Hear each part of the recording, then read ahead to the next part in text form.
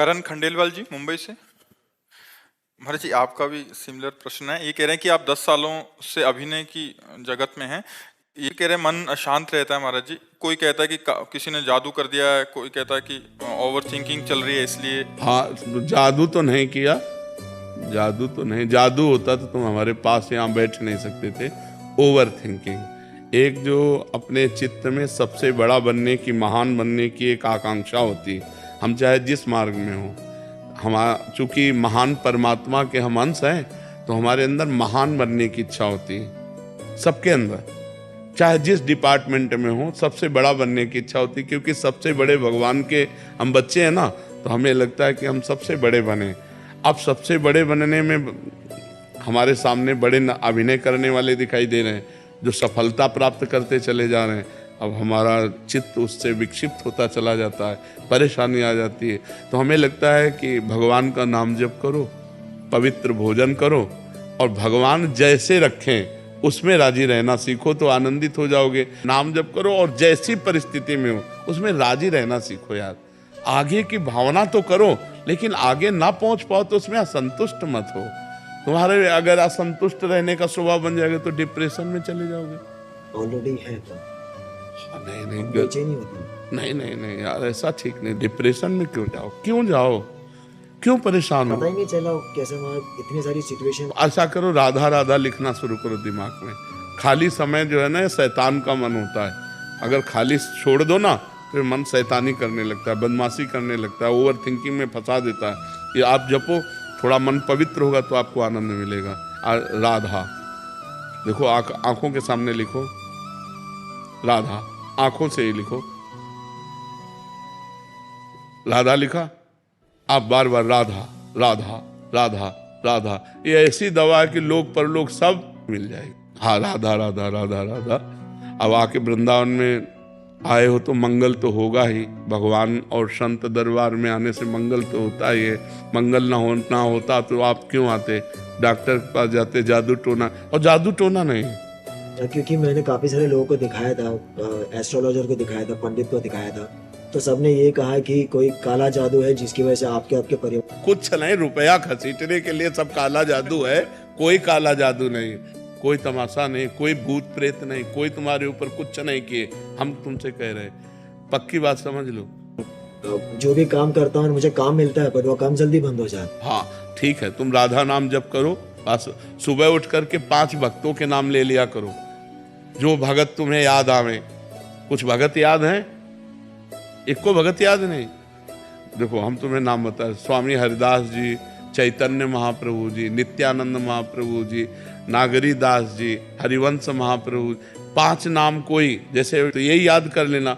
5 भक्तों का सुमिरन रोज करो और राधा नाम का सुमिरन करो, और 10, 15, 20 मिनट व्यायाम करो। व्यायाम करते हो? अब यार नहीं, 10, 15, 20 मिनट व्यायाम करो, शरीर को थोड़ा। अब ऐसे बुझे से यार, बुझे से जीवन बुझाने के लिए। और व्यायाम करके नाम जप करते हुए कोई ना कोई दिनचर्या में लगे रहो। फालतू मत बैठो, खाली मत बैठो। खाली हो तो शास्त्र स्वाध्याय करने लगो, ठीक है ना? और प्रसन्न मन से रहो। और आज हम तुम्हें कह रहे हैं ना, कोई जादू तुम्हारे ऊपर है, ना कोई काला जादू है, ना पीला जादू है। कोई जादू नहीं। हम तुम्हें जो बता रहे हो मान लो, कोई जादू नहीं। किसी की बात मत मानना। जो झाड़ फूक करवाए कुछ फर्क पड़ा? जब आई ले तो फर्क क्या पड़ेगा? फिर करवाया। अरे यार, अगर तुम ऐसी जगह फंस जाओगे तो नींबू की तरह निचोड़ लेंगे, होगा कुछ चले। केवल रुपया लेने के लिए सब होता है। कोई काला पीला जादू नहीं होता। नाम जप करो, काला पीला जादू कुछ नहीं कर सकता। ऐसे देखो, हम तुम्हें बताएं, जैसे हम तुम्हारा बुरा चाहें और तुम नाम जप कर रहे हो, तुम्हारा बुरा होना नहीं है, तो हम लाख चाहे नहीं हो सकता। अगर तुम्हारा बुरा होना है और मेरी चाह हुई और दोनों मिल गई, तो तुक्का लग गया। मेरी चाह से तुम्हारा बुरा नहीं हुआ।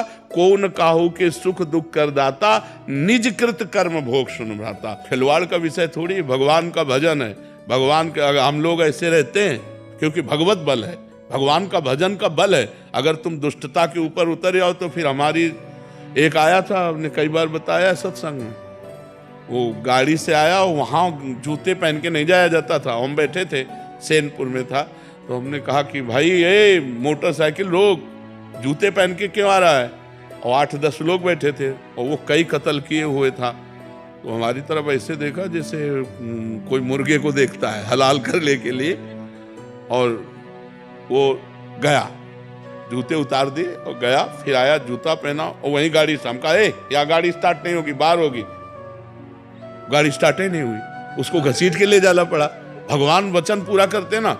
अब वो जो गांव के लोग बैठे थे वो घबरा गए, उनका महाराज आपने बहुत गड़बड़ किया, आप यहाँ 2-4 संत रहते हो, ये कितने आदमियों को काट डाला है, इसका कोई बिगाड़ नहीं सकता। गंगा किनारे की बात थी, बोले यहाँ का बादशाह है और आपने बहुत गलत जगह।